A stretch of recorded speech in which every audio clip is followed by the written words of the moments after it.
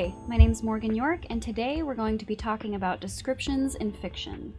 If you write, you may have noticed that different types of writing sessions take different amounts of energy for you.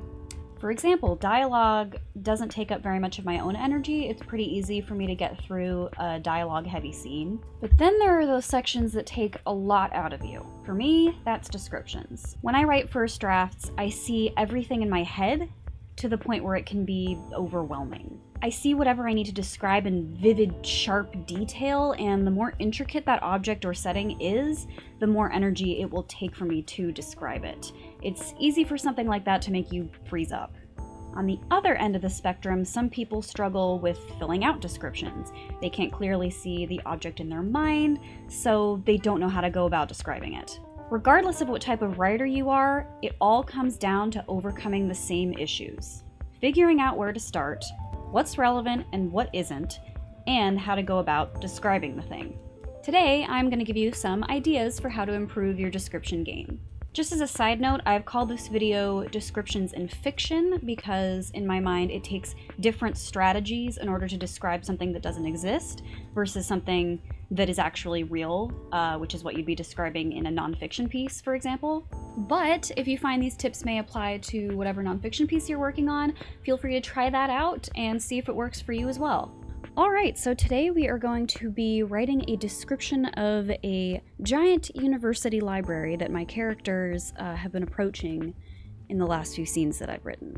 Like I mentioned in my last video, it's important to consider the physical, emotional, and mental state of your point of view character as well as the other characters in the scene as you approach your description. It may help inform what they pick up on as well as their overall attitude towards the object or setting that you're describing. So I can already feel myself starting to get a little bit overwhelmed. So first I'm trying to think, what type of building is this? I know the city that the building is in, and I know the region that the city is in, and I know that they have a particular type of architecture. It's very Adobe-like, there's a lot of stained glass, so that's gonna be my first focus. Okay, so stained glass is going to be a feature of this library.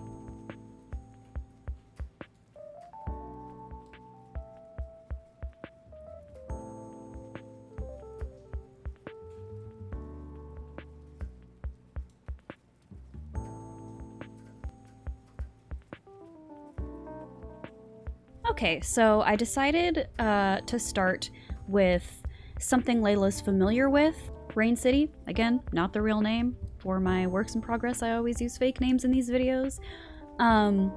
Is the city that she is traveling from and that she has lived in for not most of her life, but the last 7 years of her life.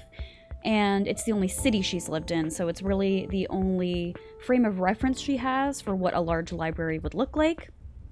So that seemed like the most logical starting point for me.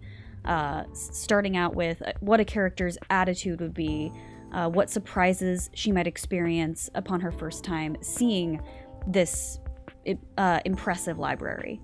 Started with that. Next sentence kind of compares the two. Something is telling me that because I started with that sentence where she's viewing this library through the framework of the only library she really knows, the rest of the description, sensory or otherwise, is going to kind of feed off of that.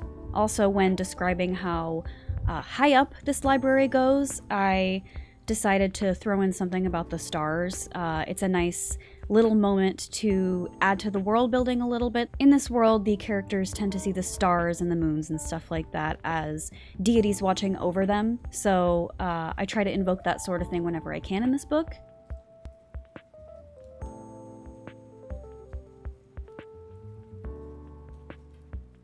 All right, now we got those stained glass windows in there. We have this phrase, glittering rainbow shimmers. To my eye right now, it seems a little bit redundant and it looks like something I'm probably going to revise when it comes time for revisions. But the important thing for me in drafting is to just keep on trucking, especially with descriptions, and worry about little nuances like that later on down the line.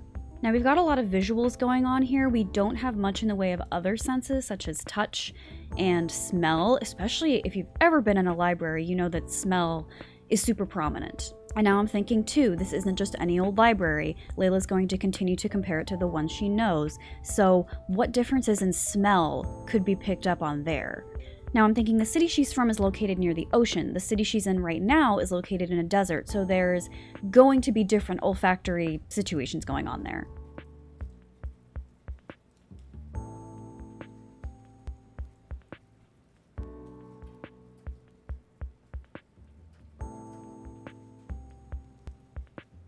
Alright, so I had to take a moment here and actually do some Googling, because my first inclination when writing about a grand library is to think of grand libraries I visited. The first one that comes to mind for me is the old library at Trinity College Dublin, where I studied for 4 months. And that has a lot of dark tones to it. But then I paused here because I don't want that type of aesthetic for this library. Another thing to keep in mind when describing places is the general aesthetic you're going for, either for the particular setting your character is in or for your novel overall. And I know with this particular desert tone, I want a lot of sandy colored stuff. I want a lot of beige. I want a lot of light browns. So then I thought, what are some lighter color woods? Birch. Thank you, IKEA. But then I had the thought, okay, this is in a desert.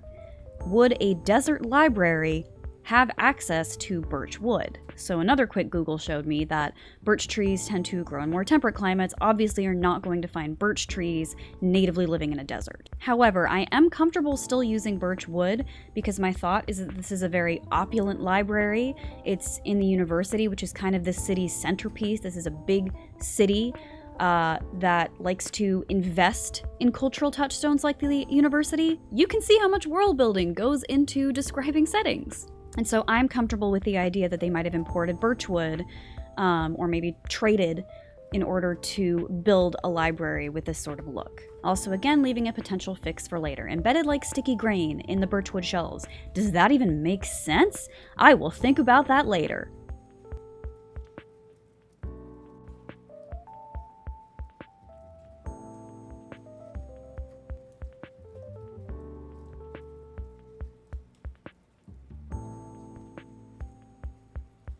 Alright, so for the first time in this paragraph, we have a little bit of movement from the character. We don't have the character staying stationary and kind of just taking everything in the entire time. She interacts with the environment.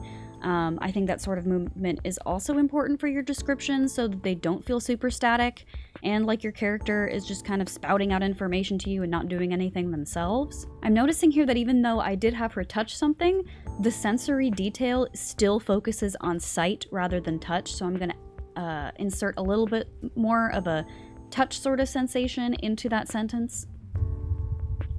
There, smoothly oiled. And so I'm finishing off the paragraph with returning to the thing I mentioned earlier about a character's physical, emotional, mental state. They are indeed here at the library with a particular goal in mind, but Layla, my main character, who has grown up loving and throwing herself into storybooks, would love to just forget her problems and sink into that. And then, but that wasn't why they were here, gives me a really easy in to transition into the next part of the scene, which is, I imagine, going to be the characters being like, all right, let's get this show on the road. I'm actually pretty satisfied with how this paragraph turned out. It's possible I've gotten better at filtering out certain unnecessary descriptions when I write over time. In revisions, there are still some things I'm probably going to tweak and cut about this paragraph later on. It's certainly true that sometimes when you draft, you can think, oh, this entire paragraph's gold, and then go back in revisions when you have a different frame of mind and you haven't just written it, and you can go, oh wait, this entire sentence adds nothing. But for now, I think this paragraph does a pretty balanced job of showing you how character attitude, world building, sensory detail, all of that can influence how you approach your descriptions. All right, I hope that was of some help. I hope that you found the strategies useful and that there's something you can try out next time you try diving into your own descriptions. As always, feel free to comment if you have another writing topic you'd like to see covered. You can subscribe so you can always get notifications about when I posted another video. These are a lot of fun to make. And I was really happy to see the response to the first one I posted. Thank you so much for watching and have a great rest of your day. Happy writing!